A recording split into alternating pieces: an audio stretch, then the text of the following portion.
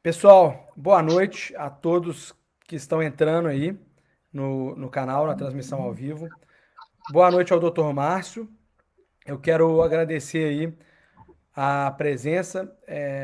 Vou tomar a liberdade de chamar pelo nome, Fique à você também, por vontade. favor. E a ideia aqui é trazer um pouquinho sobre esse projeto da execução extrajudicial, né?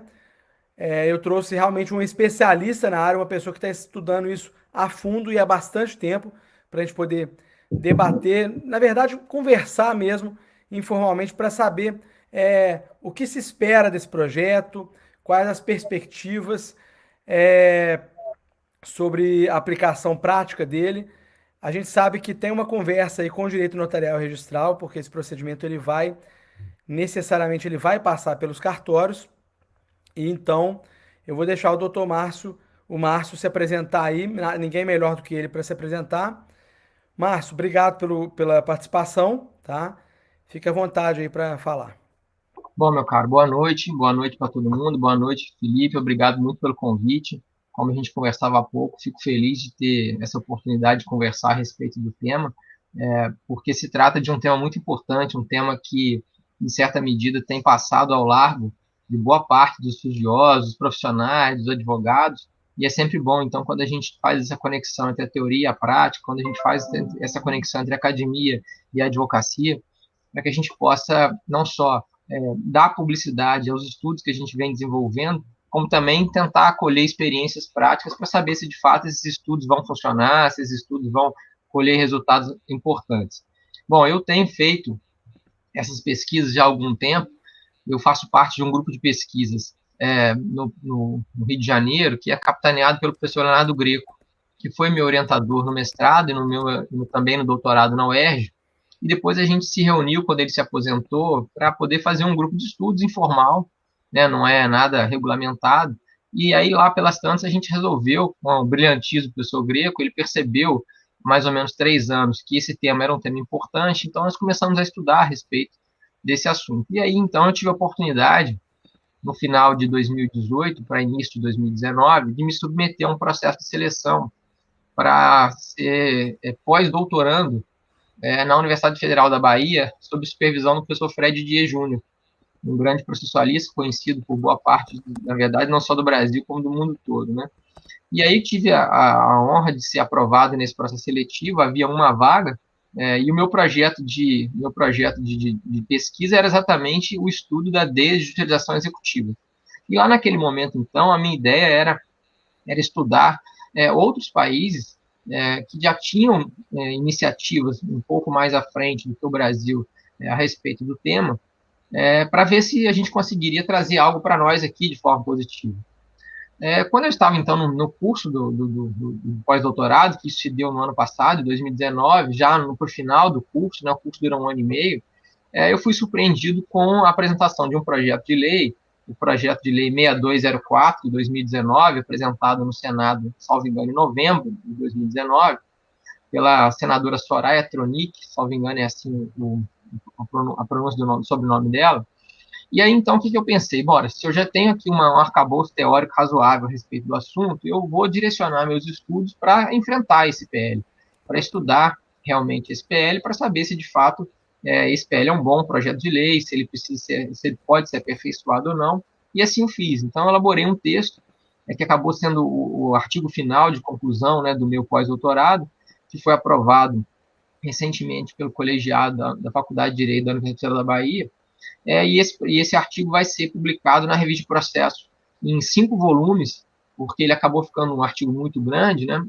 E a partir de janeiro, muito provavelmente agora, de 2021, né? 2021. Mas, paralelamente a isso, né, desse texto ainda não ter sido trazido a público, eu tenho falado a respeito do tema, seja aqui em Minas Gerais, seja na própria Bahia, onde estava, seja no Rio, em São Paulo, enfim, porque é um assunto realmente muito importante. Né? Esse PL, que eu vou daqui a pouco, daqui em diante, chamar só de PL para facilitar a nossa conversa, né, o PL 6204, ele propõe desjudicializar a execução civil brasileira. É importante dizer que essa não é uma medida, uma iniciativa inédita. Né? Nós já temos várias ações desjudicializadoras no Brasil, né? Os colegas que estão nos assistindo sabem muito bem do divórcio extrajudicial, da separação extrajudicial, da alteração de nome de transgênero, por exemplo, extrajudicialmente. Então, a Existe. gente já tem muitas iniciativas nesse sentido, né? Essa, na verdade, é mais um passo. Desculpa eu Tá? te interromper, Não, se me permite. Existe, inclusive, que eu já vi, existe um projeto de lei para permitir o despejo extrajudicial. Uma questão muito interessante também. A gente está caminhando nesse sentido, né? E o que eu é, achei interessante no início de tudo foi que ele traz para o âmbito dos cartórios, né? Como todos esses projetos têm feito, né? exatamente. E aí, o que eles fizeram? Então, eles pegaram essa experiência exitosa, né, recente, da separação e do divórcio, e também da uso capião, que, né, o Código de 2015, o CPC de 2015 também implementou, e aí tiveram a mesma ideia. Olha, se tem funcionado em alguma forma, tem funcionado bem, né, com efetividade, levar essas demandas aos cartórios, então vamos fazer a mesma coisa. E aí, então, essa é a premissa. A premissa básica é a criação do que o direito português já chama e que o projeto pretende chamar, do que eles nomearam de agente de execução. Então, esse agente de execução é quem vai, no popular, tocar o processo de execução.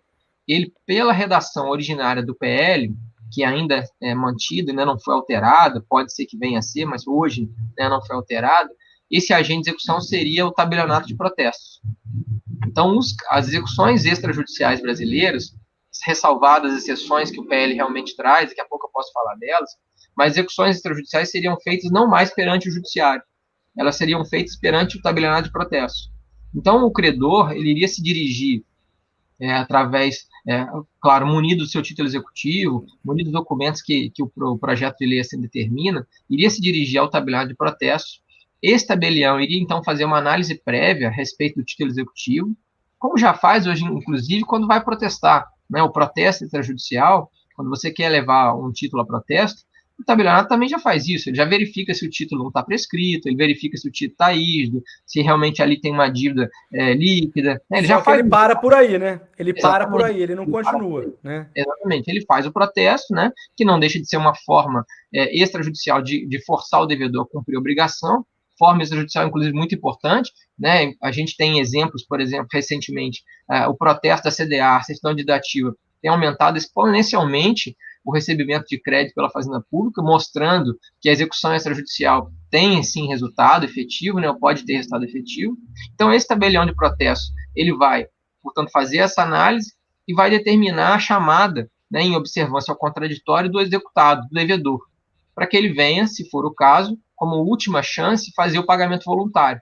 Então, é importante frisar que a gente já não começa direto desde logo executando. Primeiro se chama o executado para ele poder se manifestar e, eventualmente, até mesmo fazer uma proposta de pagamento parcelado. O PL prevê expressamente isso, que ele pode fazer uma proposta de pagamento parcelado, claro que observadas algumas condições. Agora, se ele não se manifestar, ou se ele eventualmente disser que não vai pagar, enfim, aí começa, de fato, o processo extrajudicial executivo. E aí nós estamos delegando, então, atos executivos que hoje são praticados pelo juízo, nós estamos delegando para esse agente extrajudicial. Aqui, claro, a gente tem algumas questões a ser tratadas, enfim, mas a ideia básica é essa. Mas é importante frisar, antes que o pessoal fique, né, muito impressionado, que qualquer tipo de problema que houver nesse procedimento, né, eu não concordo, por exemplo, com a admissão da petição inicial. Eu sou o devedor e entendo que há ali uma prescrição, que o agente de execução não percebeu. Ou, por outro lado, eu entendo que haveria a necessidade de se fazer uma medida executiva antes de ouvir o réu, uma medida de urgência, e o tabelião também entendeu que não era o caso. Enfim, qualquer tipo de medida que venha a causar prejuízo a qualquer das partes, eu posso chamar o juízo. Então, vai haver um juízo competente que vai ali, como se fosse no popular, tomar conta daquele procedimento extrajudicial. E ali, a todo momento, ele vai poder ser chamado para se manifestar. Inclusive, eu já tenho conversado com alguns colegas que são tabeliães, que são notários e registradores, né, que trabalham nessas áreas de cartório. A impressão que eles têm e têm me dito é a seguinte: olha, Márcio, principalmente no começo, se esse PL for à frente, entrar em vigor como ele está, no começo nós vamos nos valer muito do procedimento de citação de dúvida, que está presente na lei do registro público. Porque a gente Ô, precisa Márcio, saber exatamente como proceder, né? e me chamou a atenção com relação a essa suscitação de dúvida, né? Porque o procedimento de dúvida nada mais é que um procedimento, é o judiciário tratando da questão de forma atípica. E no procedimento de dúvida tradicional, da decisão do juiz cabe apelação. Nesse caso aqui, se eu não me engano, eu estava dando uma lida no PL, é irrecorrível a decisão do É, juiz, né? esse é um problema grave. Esse é um problema grave é, que vale a pena a gente parar um pouquinho e falar a respeito, porque a ideia do PL era, e se você for ler a exposição de motivos que está presente na internet, né, facilmente encontrável, você vai ver que uma das razões é dizer, olha, nós vamos acelerar a prestação judicial, nós vamos acelerar a tramitação de execuções, que no Brasil hoje é o principal gargalo, né? Os dados recentes do CNJ dizem que nós temos 77 milhões de processos em curso, e desses 77 milhões, 54% são execuções. Se você pensar que todo ano o índice de processo diminui e o índice de execução aumenta, quer dizer, cada vez mais a diferença fica maior, porque o estoque de processo de conhecimento tem sido baixado ano a ano, e o estoque de execução só aumenta. Né? Então, realmente, o gargalo é a execução. E aí, a proposta do PLL, nós vamos acelerar, e uma das formas que eles pretendem para poder acelerar, um dos meios que eles têm para acelerar, é diminuir a recorribilidade. E aí a gente tem um problema, porque como advogado, é importante a gente dizer que toda vez que o legislador tenta reduzir recursos demais, ele abre porta para mandado de segurança. Né? Isso aconteceu com a lei do agravo de instrumento em 2005, aconteceu com o CPC em 2015. Então, essa é uma lacuna, é um equívoco, me parece, do PL. O que o PL diz? O PL diz que, então, nesse procedimento de dúvida, que pode ser suscitado pelo próprio tabelião ou pelas partes, o juiz vai ser chamado a decidir. E a decisão dele é recorrível. E aí, claro, nós vamos ter problemas, porque quando você diz para o advogado que não cabe recurso, ele vai buscar um sucedâneo, como eu citei, o mandado de Sim, segurança, como a correição, enfim, como a reclamação. E aí é interessante frisar que os autores desse PL, né, os autores intelectuais desse PL, vamos chamar assim, um dos principais autores, na verdade, uma das principais autoras, é uma professora de São Paulo chamada Flávia Ribeiro. E ela tem também exposto sobre esse assunto, e ela própria já confessou, inclusive numa live que eu fiz recentemente no meu canal do YouTube sobre isso, ela entrou lá e falou expressamente isso, que essa foi uma bobeira que eles deram, que eles realmente admitem que é necessário modificar o sistema recursal dessa execução extrajudicial. Então, eu acho que se esse PL andar, essa parte vai ser modificada. A gente não sabe como, obviamente, né? Mas a proposta que eu faço nesse meu texto, como eu disse anteriormente para todo mundo que vai ser publicado, é que a gente adote o sistema do CPC. Não é dos melhores, sim, realmente, não é dos melhores, mas pelo menos é um sistema que está funcionando. Né? Principalmente depois sim, daquela decisão do STJ da taxidade mitigada, o negócio se resolveu. Né? Hoje em dia a gente não vê sim. grande controvérsia a respeito do cabimento de agravo ou não, a gente não vê grande controvérsia a respeito da apelação ou não, então é uma proposta que eu fiz. Mas realmente é um ponto que você chamou bem a atenção, um ponto muito polêmico, É, e se passar dessa maneira, nós vamos ter dificuldade. E aí é um alerta que eu faço. É, a ideia é melhorar, do jeito que está, vai acabar piorando. Eu acho que vai ser ruim. Porque nós sim. vamos ter, imagina, uma ação tramitando, que começou tramitando extrajudicialmente, depois ela foi para o judiciário, no juiz competente, depois vai ter uma ação, por exemplo, no tribunal, né, um mandado de segurança eventualmente proposto, É. um recurso ordinário, enfim, é um problema. Não dá para ser assim. Agora, uma coisa também que eu achei bem interessante é que para você, o projeto de lei eu achei louvável a iniciativa de trazer esse procedimento para o. Eu sou muito a favor da desjudicialização, a gente tem visto um movimento muito grande e a gente tem que estimular esses movimentos. Agora, Sim, me parece que entrando em vigor, né, virando, se tornando efetivamente lei, para essa sistemática funcionar na prática, a gente vai ter que ter regulamentação do CNJ, a gente vai ter que ter regulamentação das corregedorias dos estados, porque a história da uso campeão extrajudicial foi mais ou menos assim. Pelo menos a realidade no início, e me corrija se eu estiver errado, foi da seguinte: lei de registros públicos, né?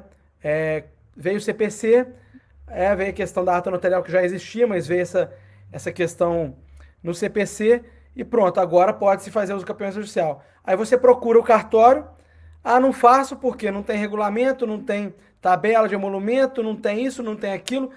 E me parece que tem um ponto no projeto que inclusive fala que os estados, né, com base na legislação, vão trazer como que isso vai ser cobrado também. Porque se isso vai para o cartório, isso vai ter incidência de emolumentos. né? Aqui temos dois pontos importantes em relação aos custos que você tocou, que vale muito a pena, porque a gente sabe que, na prática, o órgão vital de todo ser humano é o bolso, né? Então, a gente Sim, tem que tomar cuidado com isso, porque o sujeito só vai querer tirar do judiciário e levar para o extrajudicial se for mais vantajoso para ele, não tem dúvida disso, né? O credor vai ter que analisar isso. E aí, claro, se eu tiver emolumentos muito altos, isso vai impactar diretamente, eu não vou querer levar. Porque imagina, o PL não fala, mas ele também não nega. Como ele deixa em aberto, a gente poderia, por exemplo, pensar no juizado. No juizado eu não preciso nem de advogado. Eu posso levar a minha execução para lá, desde que, claro, dentro do teto do juizado. Para que eu vou, então, gastar com advogado? Porque o PL exige que tenha advogado, é importante frisar isso. E vou gastar emolumentos se eu posso, eventualmente, levar no juizado sem pagamento de custo, sem advogado. Então, é claro que eu tenho que ter custas módicas.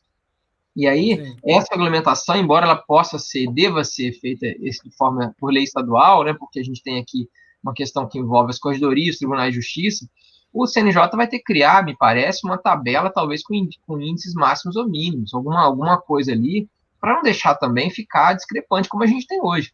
A gente tem aquele site Migalhas, ele costuma publicar, salvo engano, uma vez por ano, né, os valores de custos de cada estado. Tem situações que a gente vê uma mesma demanda com 10, 20 vezes de custos excelente. mais elevados. Né? Então, a Sim, gente pensando até numa realidade pós-pandemia, que quase tudo vai ser feito eletronicamente, é interessante você pensar, para que eu vou cobrar meu título, eventualmente, em Minas, se eu posso cobrar no Rio, que é mais barato? Né? E aí, se eu pensar nos agentes de execução que vão concorrer entre eles, né, porque o tabelionato de protesto um vai concorrer com o outro, nós vamos começar a pensar em competição nesse sentido. Vem para cá que as minhas coisas vão ser mais baratas, enfim. A gente tem que imaginar que isso pode vir a acontecer. e Né? teria de Então, criar também, eu não sei se isso está presente no projeto, uma regra de competência, né? Eu confesso que eu não vi essa parte, né? esse é outro problema. O PL é muito ruim na regra de competência. Ele diz assim: a competência será o foro do réu, para título extrajudicial e para título judicial, é importante frisar porque ele trata dos dois, para título judicial será o foro onde tramitou a demanda.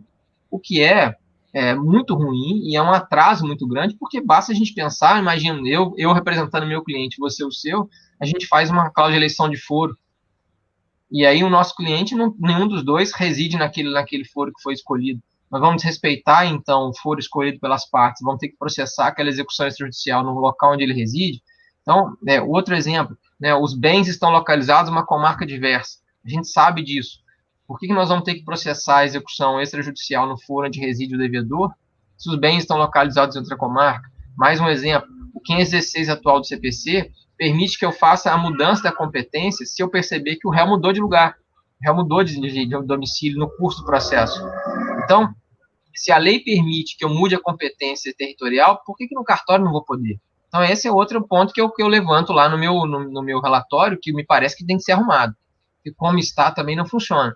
E aí, se a gente pensar na realidade do CPC, na realidade que eu posso fazer convenção processual de competência, isso eu vou acabar escolhendo, por exemplo, né, nós dois especialistas no assunto, a gente pode escolher um foro que tenha um tabelionato que tenha mais efetividade, que tenha um tabelionato que tenha Sim, custos mais agradáveis, né? Então a gente tem que imaginar que isso tudo pode impactar, né? Pensando como o processo como estratégia, isso vai fazer diferença, não tem dúvida. Né? sim.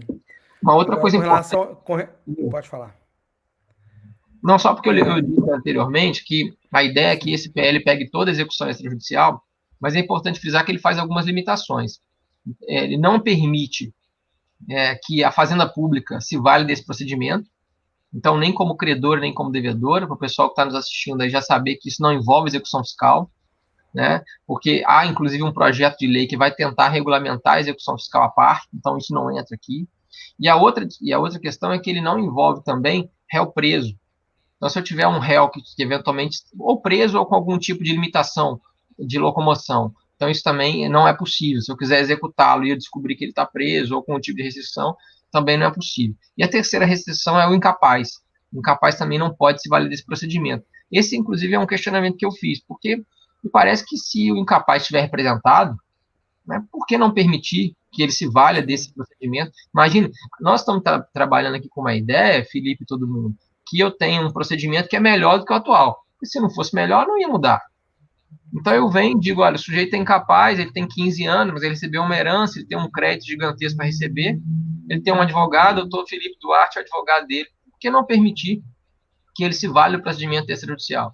Então é uma crítica que eu fiz, que me parece um preconceito com os incapazes. É claro que tem situações, o sujeito está incapaz, não tem condição nenhuma de expressar seu sentimento, está numa cama, num leito de CTI, bom, é um caso. Mas como eu estou primeiro relatando, né, o texto do PL, eu achei interessante mencionar essas restrições. Entendeu? Mas digo, te cortei, desculpa. Não, é que eu tô fazendo umas considerações com base no que eu li, né? Tá? De repente até umas. Verifiquei também, porque a gente tem uma questão também da assistência judiciária gratuita. Sim. E isso do ponto de vista prático, hoje em dia você conseguir assistência no extrajudicial é assim, complicadíssimo. E pelo que eu vi aqui no projeto, se você tiver um processo de conhecimento e o juiz deu ali naquele processo essa assistência, isso vai ser levado para o extrajudicial. Como é que seria isso né? Como é que a gente poderia visualizar isso na prática? Eu não consegui entender dessa forma. A não ser que no título judicial, a não ser que seja no título extrajudicial, né? Que aí Não, não teria um processo prévio de conhecimento, né? na verdade, é importante você colocar isso. A assistência ela pode ser cabível nas duas situações. No título judicial, se você já tiver conseguido esse benefício, né, a isenção, a suspensão do pagamento das custas em juízo, você carrega esse benefício para o extrajudicial. Então, você levaria isso para o cartório e informaria, quando viesse a fazer a distribuição da sua execução, você informaria que já tem o benefício que o juiz deferiu lá atrás. Mas pode ser que você não tivesse o benefício em juízo, porque naquela época você não precisava dele. E depois, quando foi processar a execução, talvez até porque tomou esse prejuízo do executado, você está em situação de dificuldade, precisa do benefício. Então, você pode requerer esse benefício no cartório. Então, o fato de você não ter obtido em juízo não significa que você está impedido de conseguir ele extrajudicialmente. A outra Entendi. hipótese é o título extrajudicial, que é aquele que já vai começar diretamente no cartório, nesse exemplo, e aí, então, esse pedido vai ser feito diretamente ao agente de execução. E aí é importante frisar o que o PL colocou, que eu achei bem interessante. O tabelião ele vai ter o poder de deferir o benefício, ou então de emendar, como se fosse dizendo, olha, para deferir eu preciso que você demonstre algum tipo de documento. Sim. Mas para negar ele não tem esse poder. Para negar, o que vai acontecer? Se ele entender que não é caso de deferir o benefício, ele vai levar essa questão ao juízo.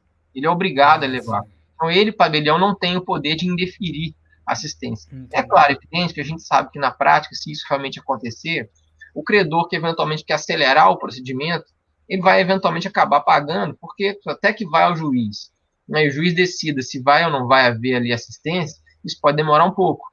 E, eventualmente, se a gente pensar num devedor, né, um devedor que tenha 10 títulos na praça, né, e esses 10 títulos na praça não vão ser passíveis de pagamento, porque ele tem, eventualmente, um imóvel que dá para pagar só 5 pessoas, aqueles 5 primeiros que penhoraram primeiro vão os que vão receber primeiro, se a gente pensar em todos como criográficos.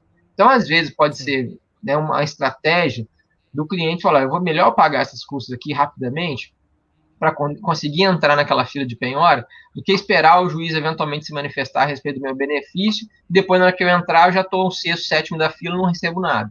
Então, a gente sabe Sim. que isso pode acontecer, é evidente. Mas, Sim. enfim, o PL não diz que o benefício vai ser retirado pelo agente de execução. Agora, outra Sim. coisa importante frisar: do mesmo jeito, como eu disse anteriormente, se o juiz negar o meu benefício, pelo PL também não cabe recurso, que é outro problema que a gente tinha falado lá atrás. Né? Porque hoje a gente tem uma Sim. sistemática, e sobre isso, então, é pior ainda, porque o CPC fala expressamente que cabe agravo de instrumento na decisão que indefere a assistência gratuita. E aí, nesse caso, eu vou ter uma decisão do juiz que indefere, quer dizer, igualzinho, com a diferença que não vai caber recurso. Então, parece um pouco anti-isonômico, para não falar outra coisa. Então, por isso, acho que vai ser modificado aí. Mas tendo sido deferido o benefício, então o tabelião tendo deferido, é possível, inclusive, fazer o seguinte: na verdade, não, porque não é uma assistência propriamente dita, naquela que não vai ter incidência de custo. Porque a gente tem que pensar que o tabelião trabalha com base nos emolumentos, né? É a cenoura que está na frente dele ali. Então, o que vai acontecer? Na verdade, ele vai dilatar, Postergação. ele vai postergar, Sim. exatamente isso. Ele vai colocar isso Assim no como é final, feito hoje, né, no como é feito protesto. hoje. sim, exatamente. No protesto, o movimento do protesto, pelo que eu tenho visto, né, pelo que a gente tem conversado até com vários titulares aí de serventis, ele, ele aumentou, né, e como você falou, depois dessa postergação, porque fica muito fácil do credor de protestar e o próprio devedor pagar. Sim, sim. Eu não seria se na prática, né, com a vinda desse projeto, se haveria essa postergação. Se A fosse o ideia é caso, mesmo. seria perfeito. Seria A perfeito. ideia é mesmo. Agora, tem uma coisa importante também a gente deixar, que é uma sugestão que eu fiz, inclusive. Com o tempo, se esse PL entrar em vigor, é natural que o tabelião conheça a realidade daquela comunidade, daquela cidade. Vamos colocar o nosso exemplo aqui de Juiz de Fora. Então, eu já sei mais ou menos, até pela minha experiência, quem são as empresas que estão com saúde financeira boa, quem são as empresas que têm patrimônio, quem são aquelas que estão quebradas. E aí pode acontecer, né? Eu estou, claro, assim, conjecturando, pode acontecer que o agente de execução diga, olha, eu tenho aqui 5 execuções, e dessas 5, 2 são de empresas que têm condição de pagar. As outras 3 estão em dificuldade. Então, eu, como estou interessado no emolumento, eu vou dar um gás nessas 2, colocá-las para rodar mais rapidamente, e as outras 3 eu vou deixando, porque a chance de receber é menor. Isso poderia se pensar numa realidade privada. Né? Eu sou um credor que quero buscar, então eu vou analisar se eu executo A, B ou C, estratégia. Mas me parece que o Sim, tabelião, como ele exerce uma função pública, embora por delegação, ele não vai ter esse poder. O problema é que o PL não fala isso, Felipe, ele não diz isso. Então, uma proposta que eu fiz é que a gente use a mesma sistemática do CPC. Distribuiu, sim, por ordem de distribuição, ele tem que aplicar. Porque senão nós vamos dar ao sim, tabelião o direito de escolher o que ele vai cobrar, entendeu? E aí, sim, como é que vai sim, com chegar? certeza. Você conhece o tabelião, você é um advogado reconhecido, fala, pô, passa aqui na frente o meu processo. Então, para evitar também esse tipo de coisa, É, a gente seria interessante criar uma regra legal, uma regra objetiva, né? Então, uma proposta que eu fiz também nesse sentido, para melhorar o PL, se essa ideia for adiante. Porque senão a gente pode correr esse risco. A gente sabe como isso pode acontecer, né? sim, Infelizmente, sim. quem E eventualmente. nada como pegar isso emprestado do CPC, né? Sim, O próprio procedimento de dúvida, ele pega vários pontos emprestados do CPC, né, para exato. aplicação. Não existe uma legislação, né, geral que trate desses processos no âmbito do extrajudicial, né, da sistemática Sim. da dúvida. Eu acho sensato essa regra, assim, que está E aí omissa a aí, gente no caso. evita também aquela coisa de falar assim, porque é importante frisar, ainda hoje, 2020, ainda há muita desconfiança com cartórios. Né? Porque a gente sabe Sim, que a história pregressa aí, que nos precede, ela também não era das melhores. Né? A gente tem sim, muitos exemplos ainda, infelizmente. Né? O tabelião, ele infelizmente, embora cada vez mais seja um profissional preparado, que estudado, que é aprovado no concurso público dificílio, ele ainda não tem o mesmo respeito perante a sociedade que um juiz. A gente sabe disso. sim, Então, sim, até para aquela história, você não tem que ser bom, você tem que também parecer que é bom, né? Para a gente sim, dar confiança para o mercado, acho que vale a pena a sim. gente criar uma regra dessa objetiva. Até para o tabelião Sim. depois chegar para você e falar, Felipe, sinto muito, mas você é o terceiro da fila, tem que primeiro dar prioridade Ele tem aonde se resguardar, né? apegar para poder trazer essa, sim. Exatamente, E aí exatamente. tem um outro detalhe, né? Ele tem responsabilidade, né? Exato. A 8935 traz uma responsabilidade grande para o tabelião, né? Para Sim, o notário e para o registrador. exato. Então, isso tem que Ele ser responde bem com o patrimônio desenhado pela pessoal dele, né? legislação. Ele responde É, com o patrimônio pessoal dele. Então, ele também tem que sim, ter essa forma de se resguardar, né? Acho que vale a pena a gente deixar isso bem claro nesse sentido. É interessante.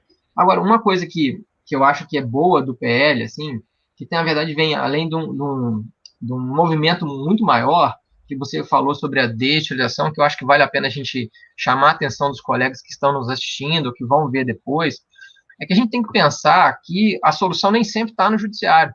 Na verdade, cada vez menos ela está no judiciário.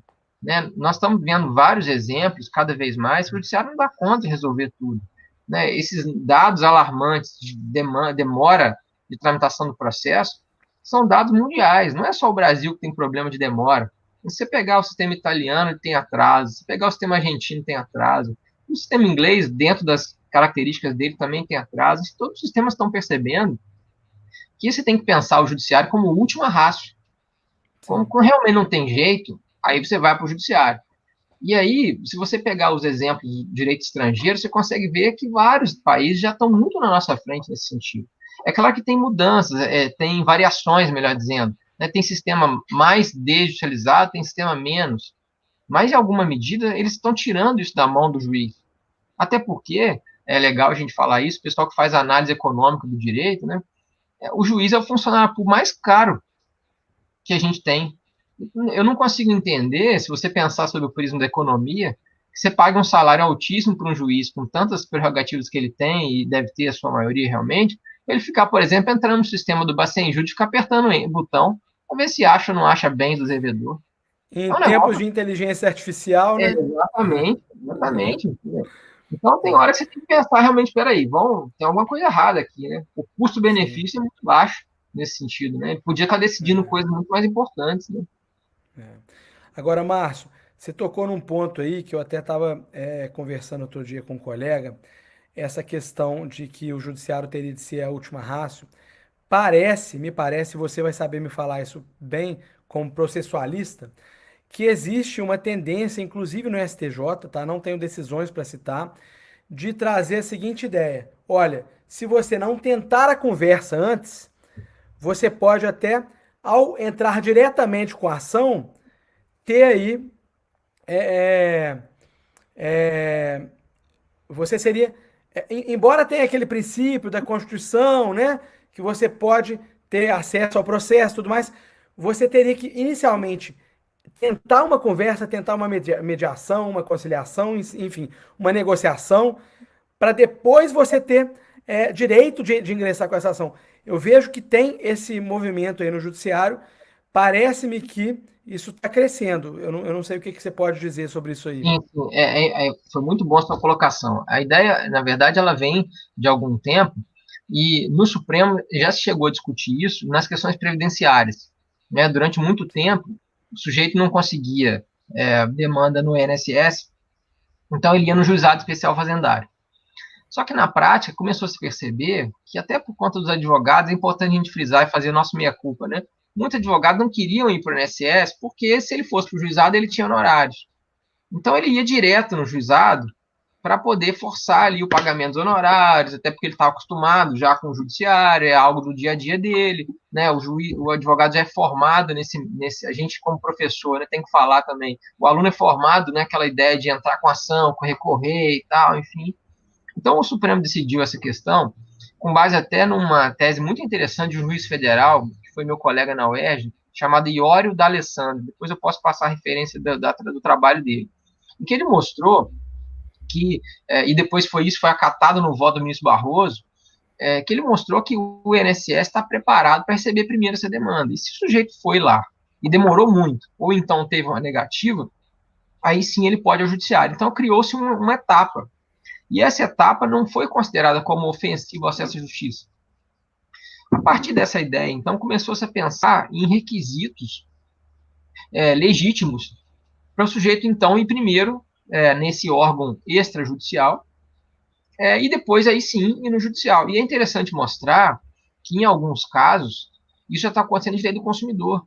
Vários juízes juizados espalhados pelo Brasil, quando você tem lá uma grande empresa que tem uma plataforma de discussão, por exemplo, o consumidor.gov, ou então Reclame Aqui, ou então algum tipo de online dispute resolution, que são as ODRs, você tem conseguido até às vezes mais indenização maiores, quando você mostra que você tentou resolver extrajudicialmente e não conseguiu. Se você foi direto ao juizado, alguns juízes chegam até a extinguir o processo, sem julgamento de mérito. Eu já acho demais, porque não está previsto isso na lei.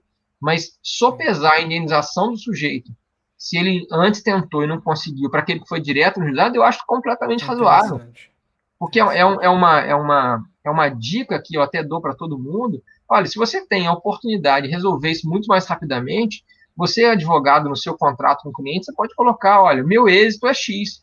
Não importa se meu êxito é judicial ou extrajudicial, porque o cliente, vamos falar Sim. sério, né? O cliente ele não quer saber se o seu êxito foi através de um acordo ou se o êxito foi através de uma belíssima sentença judicial. Ele quer saber o direito dele ali. De solução, sim. Solução, exatamente. É porque nós do direito estamos muito apegados, né? A ter uma decisão bonita, um acórdão, porra, um STJ citou minha tese, ganhei na sustentação oral. A gente está acostumado com isso. Mas isso para o cliente é pouco importante, né? Se a gente pensar Eu, bem, para ele é pouco eu, importante.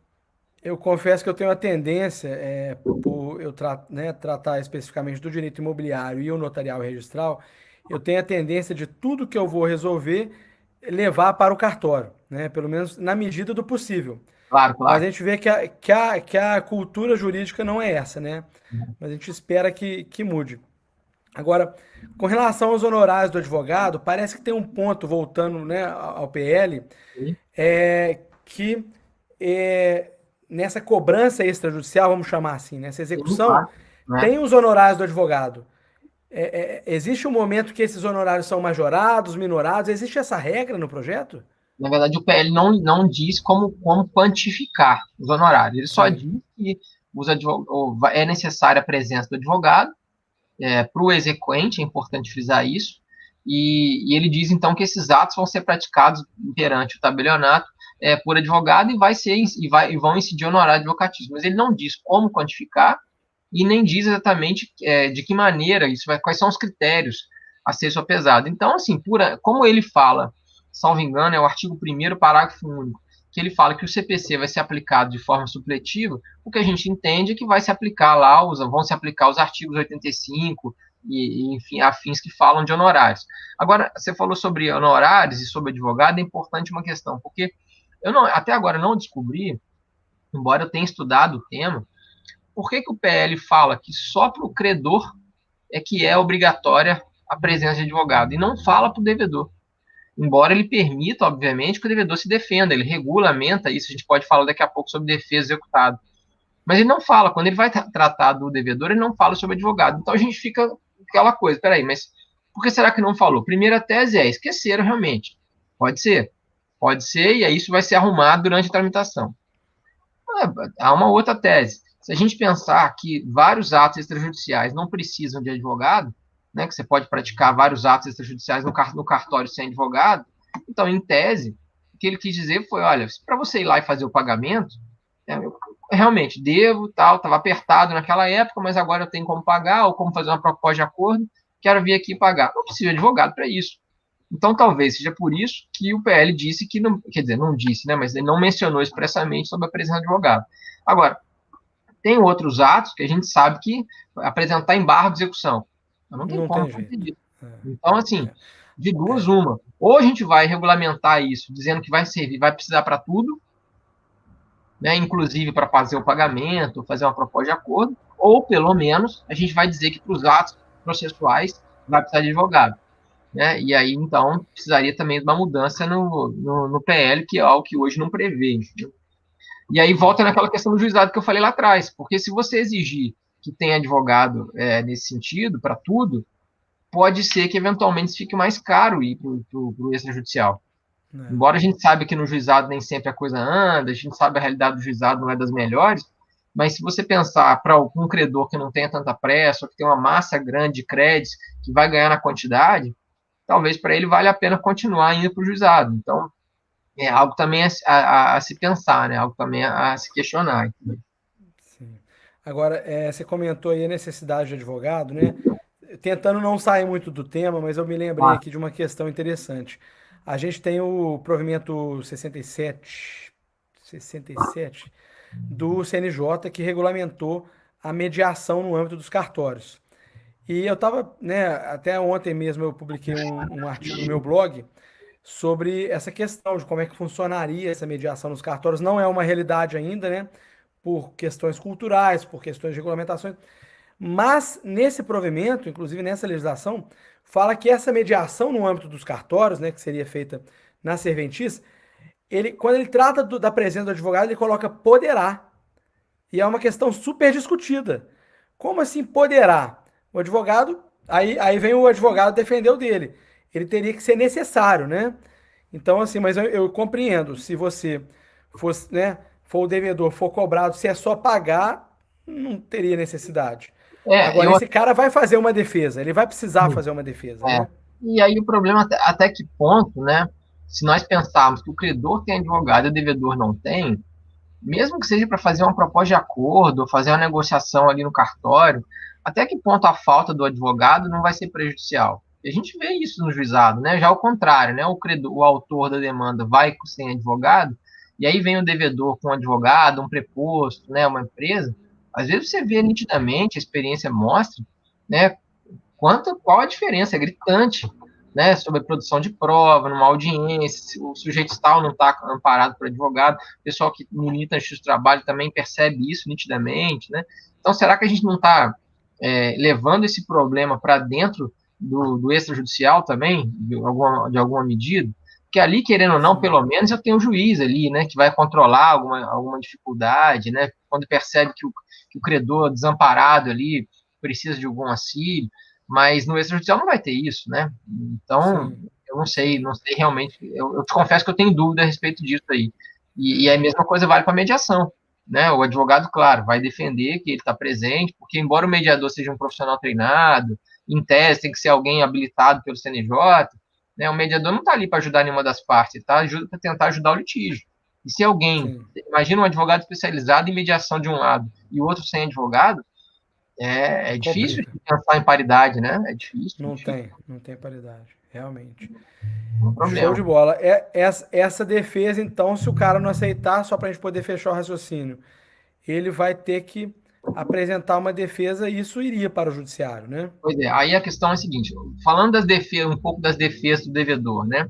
O PL, ele tem uma preocupação muito grande, e aí é importante a gente frisar isso, nesse ponto eu achei ele interessante, de evitar amanhã que ele é visto como inconstitucional. Porque se ele houvesse um obstáculo muito grande de restrição ao acesso à justiça, claramente ele ia ser visto como inconstitucional. Né? Porque a gente está, Sim, de alguma forma, dando poder que hoje não tem o tabelião de protesto. Né? A gente está dando um poder muito grande para ele. Então, ele se sim, preocupa com esse controle dos atos. Né? E aí, o que ele faz? Ele cria várias formas de defesa. A primeira delas é essa que a gente já tratou anteriormente, né? Que é o procedimento da dúvida. Quando houver algum tipo de prejuízo relevante, a parte, então, pode levar essa questão ao judiciário. E aí me parece que tem que ser via advogado, não tem outro jeito. Além disso, ele pode fazer uma defesa de alguns atos perante o próprio tabelião. Por exemplo, uma avaliação de um bem que foi feita, a entender da parte, de forma equivocada. Essa avaliação é feita pelo tabelião, pelo agente de execução. E aí ele entendeu que foi equivocada, eu vou fazer uma defesa que pode ser bipartida. Eu primeiro me defendo perante o tabelião, dizendo, olha, essa avaliação está equivocada, por isso, aquilo, aquilo outro, e se ele rejeitar, eu vou ao judiciário. Então é possível também fazer isso. E existe uma outra situação que são realmente os embargos, que aí é aquela situação do defesa de mérito. Olha, eu não devo por causa disso, esse título aí, esse cheque, eu sustei o cheque porque o cara não me prestou o serviço devido, e aí nós vamos discutir o mérito da controvérsia. Aí realmente sim. essa é de competência do judiciário. O tabelião só vai fazer ali o meio de campo, ele recebe, abre prazo para resposta e manda para o juiz decidir. Né? Então, na verdade, a gente tem Entendi. várias formas de defesa, vamos chamar assim, dentro do procedimento. O que me parece salutar, é importante frisar, porque é o que eu falei. A gente também tem que pensar que nós temos que ir devagar, né? Mineiramente, a gente tem que ir Sim, devagar. Se a gente começar também a dar sim. poder muito grande para o tabelião, não vai dar certo. E é importante frisar isso, já que eu estou falando sobre isso, porque a experiência portuguesa, ela foi ruim no começo exatamente por isso, porque eles deram poder demais para o agente de execução deles lá. Isso foi em 2003. Estava havendo muito problema, até corrupção. Havia casos gritantes de corrupção, enfim. O que eles fizeram? Eles voltaram atrás. Eles fizeram uma reforma 5 anos depois, em 2008, que reduziu os poderes do agente de execução deles. E depois, em 2013, eles fizeram outra reforma para reduzir ainda mais um pouco. Então, o sistema deles está funcionando agora, de 2013 para cá, mas só depois dessas duas pancadas que eles tomaram. Então, é Ô, interessante. Márcio, mas lá em Portugal, eu não sei se eu estou certo disso, o agente de execução português, ele, ele tem uma área de atuação muito maior do que a realidade brasileira que seria. Pelo menos é o que eu dei uma olhadinha em Portugal. Eu não sei se é isso mesmo. Aí Parece é que o sistema acho que é um pouco diferente, né? diferente, é diferente. A inspiração é portuguesa, mas é diferente. E aí vou me permitir fazer bem rapidamente aqui uma exposição dos sistemas, que acho que vai ajudar a gente a entender melhor. Como eu tinha te falado, eu estava estudando sistemas estrangeiros, né? Então, eu consegui identificar 3 hipóteses. A primeira hipótese que eu chamei de descentralização mais rasa, que alguns, na verdade, chamam de descentralização, é quando você tira poder do juiz e coloca para outros funcionários públicos. Mas você ainda está dentro do judiciário, que é o que acontece no sistema italiano e acontece também no sistema espanhol. Lá, o oficial de justiça deles, né, o ufficiale judiciário italiano ou o secretário judicial espanhol, eles fazem parte da estrutura judiciária, mas eles têm muito mais poder que os nossos oficiais de justiça aqui. Então, é como se eu estivesse descentralizando realmente. Eu tenho um nível intermediário, que é esse que me parece que o PL brasileiro quer adotar, que é tirar poderes do juiz, colocar na mão de sujeitos, pessoas fora da estrutura do judiciário, mas sob supervisão deles, porque qualquer problema eu posso ir lá bater na porta do juiz, que é o sistema português, é o sistema francês e vai ser o sistema brasileiro se ele for dessa maneira. Eu tenho um terceiro nível, que é o mais elevado de todos, que é o que acontece, por exemplo, na Suécia, em que a execução é totalmente desjudicializada. Ela é tocada pelo executivo. Então, lá você tem agências reguladoras, como se fosse a nossa ANEEL, a Anatel aqui, né, guardadas as proporções, que levam as execuções adiante. No nosso sistema intermediário, que eu chamei aqui, mesmo neles a gente tem diferença. Porque lá em Portugal, como é que funciona? Eu vou primeiro no judiciário, o juiz é que analisa a admissibilidade da petição inicial, verifica se está tudo certo, aí depois ele distribui isso para o agente de execução. Então, eu já tive uma forma, de certa forma, já tive um controle do juiz ali.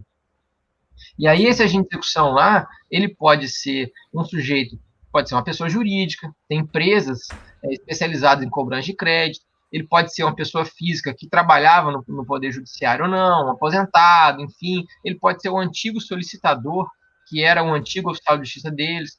Então, é uma atuação, e é grande, sim, evidente, muito maior que a gente tem aqui.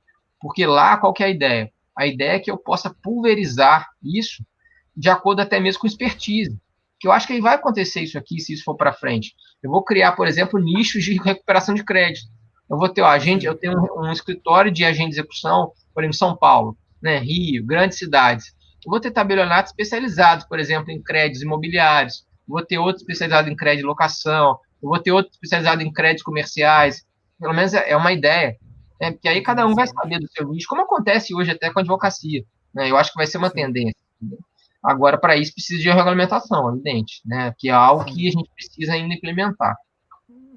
Vale a pena Eu pensar. acredito que precisa aí virar lei, realmente, o projeto, é, ser regulamentado pelo CNJ, isso chegar nos estados e as próprias corregedorias trazerem para os códigos de normas.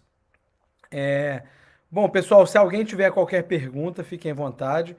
Eu achei interessantíssimo o projeto. Espero realmente que passe, né?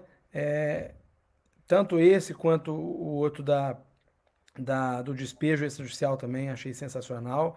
Sou entusiasta dessa questão e achei, assim, muito interessante a sua pesquisa, realmente, o seu foco da pesquisa. Depois, quando publicado, por favor, é, divulgue aí, né? Porque eu quero depois ter acesso a esse trabalho, quero ler esse trabalho, sou muito interessado. E eu acho que é isso. Eu não sei se você tem mais alguma consideração Eu a queria só fazer. deixar um último detalhe, assim, que eu acho Sim. importante, porque é uma proposta que eu fiz e que, na verdade, outros colegas também estão indo nesse sentido, que é uma crítica que o PL tem recebido, que eu acho que vale a pena a gente tocar. Eles limitaram ao tabelionato de protesto. Né? Apenas o tabelião de protesto seria o responsável por fazer a cobrança como agente de execução. E eu fiz uma pesquisa, nessa minha pesquisa, né, eu levantei até um número de tabelionatos de protesto que existem no Brasil. E eu pude perceber que não é todo lugar que tem tabelionato de protesto. Não é toda comarca que tem tabelionato de protesto. E se a gente, então, em vez de falar só de tabelionato de protesto, falasse dos cartórios em geral, tanto de notas, quanto registro civil de pessoas naturais, como de imóveis, a gente iria aumentar a capilaridade, ia permitir uma abrangência maior, ia facilitar a vida do credor, porque ele não teria que se deslocar para outras cidades, eventualmente, né? E, além disso, a gente iria aumentar a competitividade, porque muito provavelmente esses cartórios iriam entre eles competir. Então a gente poderia. Você diz trazer isso daí para todo tipo de serventia? Exatamente. Ampliar para todo Entendi. mundo, não só para o de protesto. Porque, Eu não sei se esbarraria nas regras de competência deles próprios, né? exato, Porque mas as aí competências precisaria, elas são diversas, né? sim, De repente, entre o título dos documentos e o protesto, né? é, Isso aí. porque Né? quanto mais a gente ampliar, né, se nós tivermos uma regulamentação bem feita, claro, né, Sim, nós temos em todos eles nós temos profissionais capacitados, profissionais sim, que sim, exercem a delegação por concurso público, né, então eles têm uma divisão interna. Mas para a sociedade, né, se você pensar bem, grande parte da sociedade não consegue muito diferenciar o tabelionato de notas, de protesto, de civil. não, não, Para eles é não. tudo cartório, né? E se a gente Para pensar a nisso, maioria é. é, e aí essa divisão de atribuições que existe é uma divisão interna, porque em alguns Sim, lugares eu tenho ofício único, em alguns lugares eu não tenho, então isso sim. varia de estado para estado, não é muito Eles difícil, me cumulam parece, funções, isso. alguns cumulam funções, então assim, me parece que Sim, não é difícil a gente pensar na ampliação dessa hipótese, e aí se essa hipótese sim, realmente for levada a cabo, eu tenho, primeiro, como eu falei, a chance de facilitar o acesso, porque tem gente que não vai poder se deslocar, vai ficar caro para se deslocar, enfim. Segundo, eu tenho uma sim, chance de competição, porque eu vou começar a fazer com que eles concorram entre eles, e aí, sim. eventualmente, ele que trabalhar melhor, né? Eu até proponho no meu texto uma ideia de fazer um controle de qualidade, como a gente faz hoje em dia com o aplicativo e tal, diz, olha, esse cartório aqui tem 90% de recuperação de crédito. Pô, então eu vou nele, né? Eu tenho ali o próprio usuário vai poder dizer, né? E isso vai ficar público. Então eu vou poder saber, olha, esse aqui é muito melhor, esse ofício aqui para esse tipo de crédito ele é melhor do que o outro, porque ele é especializado nisso. Então eu vou É favorecer interessante. a efetividade. Né? E terceiro, a gente acaba também permitindo que todos eles se preparem para fazer esse ato, porque hoje o que eu tenho visto, assim, conversando com alguns colegas, os tabeliões de protesto estão assim, né, em cima do PL. Já os outros Sim, estão aqui, isso aí não vai me afetar, então não estou muito importante. Só que se a gente pensar bem, uma coisa está ligada na outra, porque o tabelião lá de protesto vai tentar penhorar um imóvel cuja matrícula está lá no RGI. Então ele vai precisar, obviamente, de vai ter. conversar. É, Exato, entendeu? Então, assim, até para chamar a atenção de todo mundo, falar, olha, gente, vamos nos engajar aqui, que vai todo mundo trabalhar e todo mundo ganhar os emolumentos em cima disso, desde que funcione. Então, sim, até para isso mesmo, até para a coisa pegar, eu acho que seria mais interessante. Porque aí a gente pula, pela minha conta que eu fiz na época, esse trabalho foi feito, ele foi finalizado mais ou menos em julho, né? Então já tem um tempinho, mas pelas contas que eu fiz, a gente pula de 3 mil tabelionatos de protesto para 13 mil, quase 14 mil no Brasil todo. Então, quer dizer, a diferença é sim. muito grande, né? Quase 4 vezes mais, né, se a gente pensar assim, de chance É, de ter um tabelionato ali para poder atender a sociedade. Então, acho que vale a pena a gente sim, pensar nessa hipótese também. sim. É uma proposta que eu fiz nesse Interessante. sentido. É uma proposta criticável, eu sei, tem muita gente que fala É, que é, fala, mas o pessoal eu não faz acredito nada. assim, eu acredito que seja interessante, mas eu acho que na hora de chegar isso para os próprios cartórios, porque eu vejo que já tem muita briga entre eles mesmos, tem muita discussão entre eles mesmos, porque, por Sim. exemplo, você vai cobrar o cara, você vai mandar uma notificação pelo RTD, X documentos. Mas o RTD não cobra, quem cobra é o protesto. Aí o É, cara do protesto vai falar: peraí, isso aí é meu, isso não é seu. Eu fico imaginando como seria realizado. Mas é interessante à medida que você amplia o acesso, com certeza, sim. né? É, eu Lógico, acho teria que que observar a 8935 que traz as competências, né, de sim, todos sim. os cartórios, mas é interessante sim. E aí é aquela história, assim, o argumento é muito pragmático, né, Felipe? Se eu chegar e mostrar para eles que isso vai aumentar a arrecadação de todo mundo, é, Acabou. é uma questão de você depois regulamentar. Aquela história, não vamos Sim, fazer o bolo crescer, né? sim, Se cada um vai ficar com uma fatia aqui ou colar, é uma questão depois, mas o bolo vai crescer. E eu acho que isso é que sim, talvez tenha que ser o grande chamariz para o pessoal depois sim, amanhã pensar nisso. Eu acho que vale a pena pensar nessa hipótese. sim. Olha só, o Caio Lucas está perguntando assim. Não sei se cheguei, eu não sei se você consegue acessar o chat aí. Tô Não sei vendo. se cheguei atrasado e perdi essa parte. Mas o que o devedor pode vir a sofrer caso não pague? Bom, essa pergunta do Caio, eu agradeço a pergunta, Caio, é boa porque esse é um grande questionamento que a gente tem em relação ao PL, que tem a ver com as medidas executivas. Que tipo de medida executiva o agente de execução pode praticar, pode vir a praticar? A tendência, pelo que eu tenho lido, estudado, é que se defira ao agente de execução apenas a prática de atos executivos típicos. Então, tudo que a lei vier a prever, ele vai poder praticar. Por exemplo, ele vai poder inscrever o nome do executado em órgãos de proteção ao crédito. O popular vai ficar com o nome sujo. Ele pode, eventualmente, determinar uma penhora de valores em conta corrente.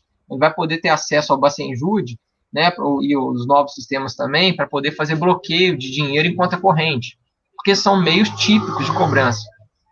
Agora, os meios atípicos, que estão acontecendo agora, né, que estão muito em moda, principalmente depois do CPC, como apreensão de passaporte, apreensão de carteira de trânsito do devedor, proibição do devedor fazer concurso público, proibição de contratar com o poder público, proibição de entrar e sair em algum lugar. Esse tipo de medida atípica me parece que não é possível de ser deferida pelo cartório, né? A não ser que o juiz expressamente assim decida, que é inclusive outra sugestão que eu fiz, né?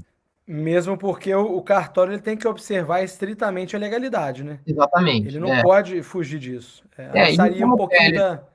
E o PL não fala, então, assim, ele não dá esse poder ele não delega esse poder para o cartório, né? Então, teria que ser realmente junto ao judiciário. E aí, o questionamento foi: tudo bem, mas se eu tiver uma medida atípica que está funcionando, eu sou o credor, eu prefiro ir ao judiciário para pedir a atípica do que ir ao extrajudicial.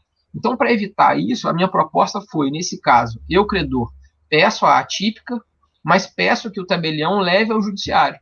Aí o juiz vai autorizar, e aí, na prática, o agente de execução vai ser um oficial de justiça. Ele vai só implementar aquela medida atípica, porque quem decidiu realmente foi o juiz. E aí, com isso, eu não preciso que o juiz se manifeste sobre a demanda, entende? Ele vai se defender, ele vai se analisar só a medida executiva típica ou não, ou atípica ou não, conforme o caso. Salvo engano, é o artigo 20 do PL que dá essa brecha, dessa possibilidade, dessa interpretação.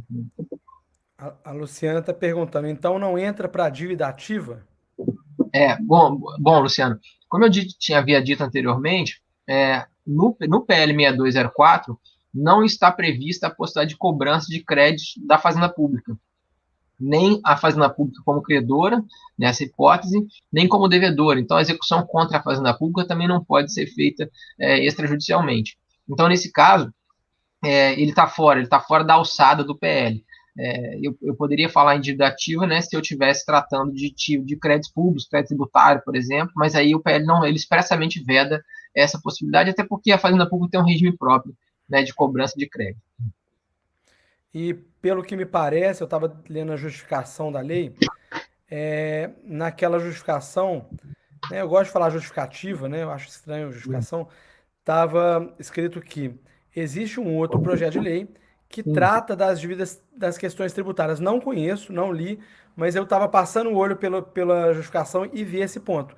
Quer dizer, É um pelo que me PL, parece, isso vai ser tratado nesse outro PL, né? é um PL até apresentado pelo senador Anastasia, aqui de Minas.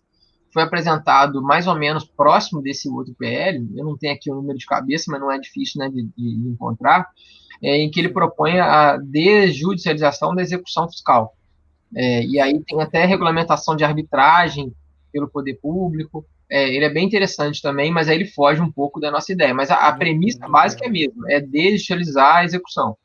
É a mesma ideia. Sim. Não, show de bola. E existe uma questão também de uma base de dados mínima obrigatória, está no artigo 29, né? O Sim, que seria essa base de dados? Só para a gente poder. Porque toda hora você vai ler algum artigo do PL, ele remete ao artigo 29, né? sim, é interessante isso. É porque hoje um dos principais, a gente tem como credor, o credor hoje tem dois problemas, né? Primeiro, encontrar o devedor, e segundo, encontrar patrimônio dele. E o principal, na verdade, é encontrar o patrimônio, né? Porque é o que interessa para nós. E aí, na busca de encontrar patrimônio, a gente tem que tentar buscar ter acesso a esses cadastros, né? Seja cadastro de registro de imóvel, seja cadastro de veículos, seja cadastro da Receita Federal. Então, o credor, judicialmente hoje em dia, falando, né, o credor de um processo judicial, ele fica todo o tempo pedindo ao juiz que expeça ofícios, dos mais diversos órgãos para saber se o devedor tem patrimônio nesses locais que eu acabei de citar. E aí, então, o que o PL propõe é dar esse acesso ao agente de execução. Então, não vai precisar ir ao juiz para poder ter acesso ao Bacenjude, como eu citei anteriormente, ou qualquer outro tipo de órgão. E aí, qual que é a ideia? Que eu acho interessante.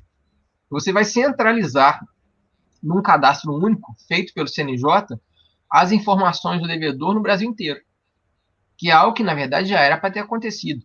Né? Esse negócio de você ter que ficar pedindo certidão nos cartórios de imóveis variados em diversas localidades, às vezes até mais de um na mesma cidade, isso é completamente absurdo. Isso é um resquício, talvez, do Império.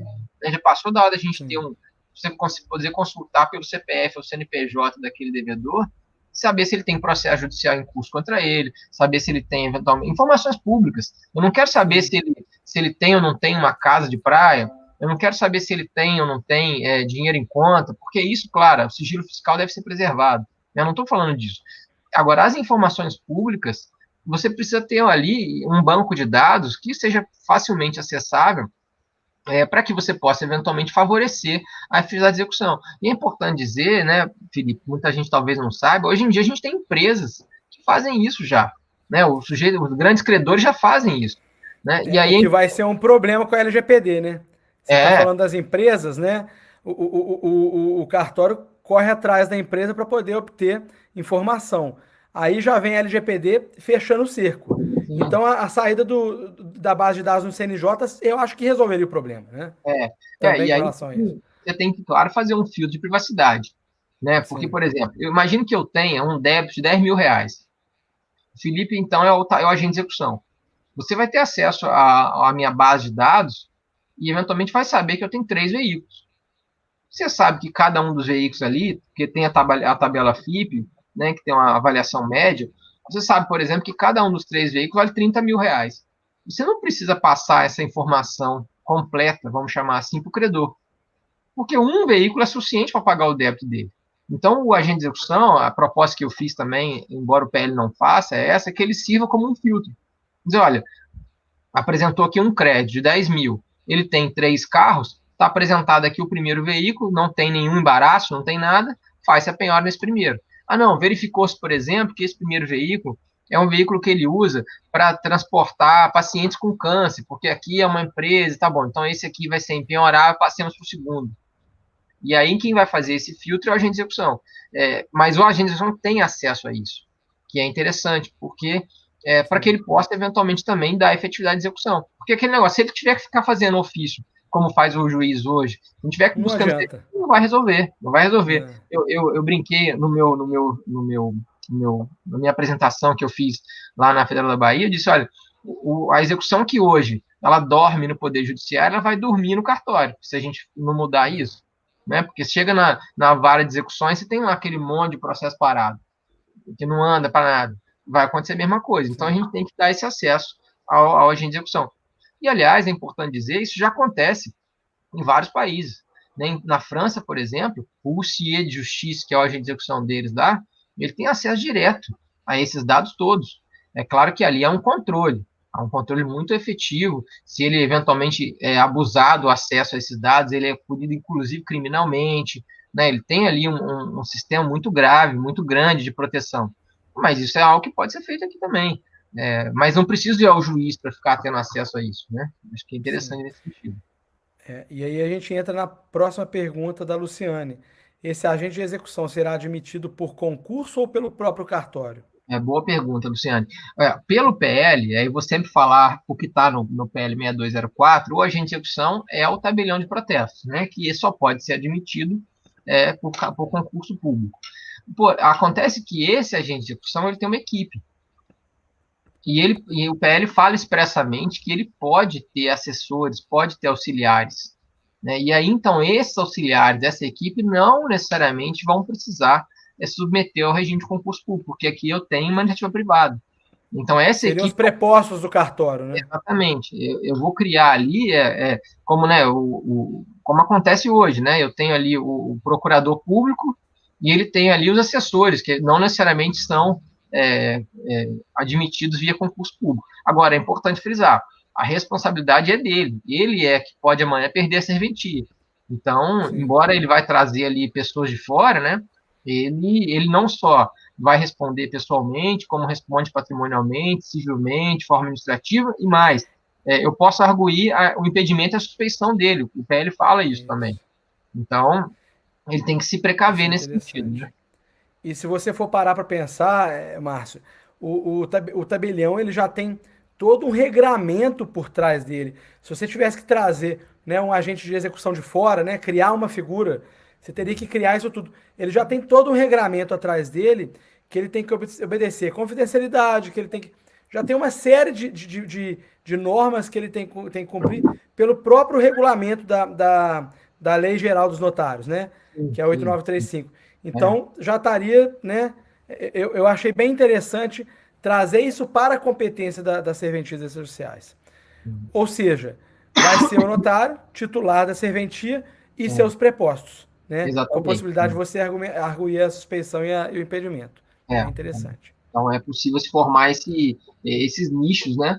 E aí você vai ter ali equipes. Você pode ter várias equipes tendo tabelionato responsáveis por cuidar daquele determinado tipo de demanda. Que é o que acontece, né? A gente tem Sim, cartórios. Por mais eu tenho um grande amigo que é titular de uma serventia em São Paulo que tem mais de 100 funcionários. Né? Ele até sim, faz um mini concurso público lá, porque ele tem um cartório muito grande, enfim, mas ele faz por deliberação dele, porque na verdade ele nem precisaria, né? Mas quem responde é ele por todos os atos, né? E ele sabe a responsabilidade que tem, né? Então, é essa a sim. ideia. Bem interessante. Bom, pessoal, mais pergunta. Já estamos aí passando de 1 hora de live, né? E eu acredito que a gente possa ir para o encerramento, apesar de que o tema é interessante e os pontos não param por aqui, né? A discussão, ela Sim, seguiria, né? né? É muito interessante. É, professor Márcio, quer passar aí para o pessoal qual que é o seu canal no YouTube, seu Ótima Instagram, ideia. os seus Bom, contatos? bom, maravilha. Bom, então, assim, nesse finalzinho, eu queria agradecer todo mundo que mandou pergunta aí, todo mundo que assistiu, que ainda vai nos assistir, né? Essa live certamente vai ficar gravada aí no seu canal. Para quem está me conhecendo também, eu queria agradecer a oportunidade. Fico feliz também com o convite, estou sempre à disposição que vocês precisarem. E as minhas ponderações aqui, na verdade, elas são mais dúvidas do que certezas. Então, eu sempre digo isso para os meus alunos, pessoas que me assistem, que é apenas uma exposição de ideias, mas eu estou aberto ao contraditório em todos os aspectos. Então, nesse sentido, o pessoal pode me procurar aí pelo Instagram, é o professor Márcio Faria. Aqui no YouTube, é o youtube.com/barra C de casa, barra professor Márcio Faria. No Facebook também, professor Márcio Faria, né? facebook.com/barra professor Márcio Faria. E no Twitter, Márcio C. Faria twitter.com/barra Márcio Cefaria ou arroba Márcio Cefaria, como preferirem. Eu estou à disposição aí, a gente pode trocar ideias. Eu estou já no meu canal lá, tem algumas exposições que eu fiz a respeito disso, né? Até a exposição oficial junto à Feira da Bahia, porque já foi feita nesse período de pandemia, então foi feita eletronicamente, né, virtualmente, então ela já está salva também lá no canal, o pessoal pode assistir. E tem outras exposições que eu fiz interessantes, acho que pode contribuir também com o estudo. E mais uma vez, Felipe, muito obrigado, estou à disposição para a gente quiser marcar uma outra oportunidade aí, Com certeza. quando você precisar, né? A gente está aberto ao diálogo, espero contribuir de alguma maneira. E queria só, no final, aproveitar esse tempinho aí e fazer uma propaganda muito rápida, Com que é um outro certeza. assunto que me traz muita alegria de estudo, que é o assunto da minha tese de doutorado, que é um livro que depois foi publicado pela revista Tribunais, não sei se o pessoal consegue ver aqui, ó, chama aqui, É por aí. sobre a lealdade processual. É um livro que saiu pela editora Revista Tribunais, que é o tema da minha tese de doutorado, que eu defendi, que também tem sido muito citado. O pessoal que trabalha muito na Justiça do Trabalho tem visto muitas decisões que dizem respeito a litigância de má-fé a respeito disso, efetividade do processo, jurisdição leal do juiz. É outro assunto que a gente pode depois amanhã também marcar um outro tema, e eu espero que o pessoal possa conhecer. Lá no canal também tem live que eu fiz sobre isso.